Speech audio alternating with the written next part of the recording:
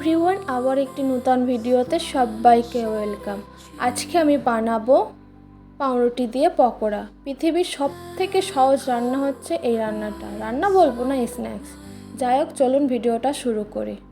প্রথমে আমি পাউরুটিগুলো কিউব আকারে কেটে নিলাম।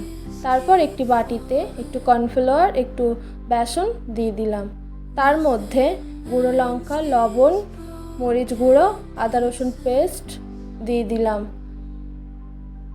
তারপর জল দিয়ে একটা ব্যাটার বানিয়ে নিতে হবে, না বেশি পাতলা না বেশি ঘন, ঠিক এমনই একটা স্মুদি ব্যাটার বানিয়ে নিতে হবে।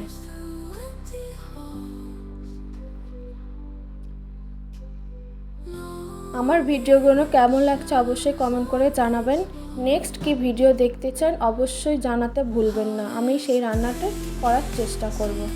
যাই হোক, ব্যাটার রেডি হয়ে গেছে। এবার কিউব করে কেটে রাখা পাউরুটির কুচিগুলো ব্যাটারের মধ্যে দিয়ে ভেজে নেব। ব্যাটারের মধ্যে ঠিক এইভাবে ডুবিয়ে তেলের মধ্যে আস্তে আস্তে করে ছেড়ে দিতে হবে।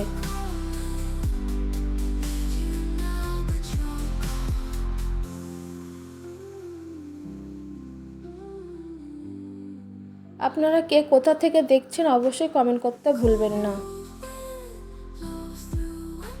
লাল লাল করে ভেজে নেব। আমার ভাজা হয়ে গেছে সব। এবার পরিবেশন করব। একটু কাসুন্দি, একটু টমেটো সস দিয়ে পরিবেশন করুন। ছোট থেকে বড় সবাই খেতে পারবে, খুবই মজাদার একটা স্ন্যাক্স। ভিডিওটা ভালো লাগলে অবশ্যই কমেন্ট করবেন, শেয়ার করবেন আর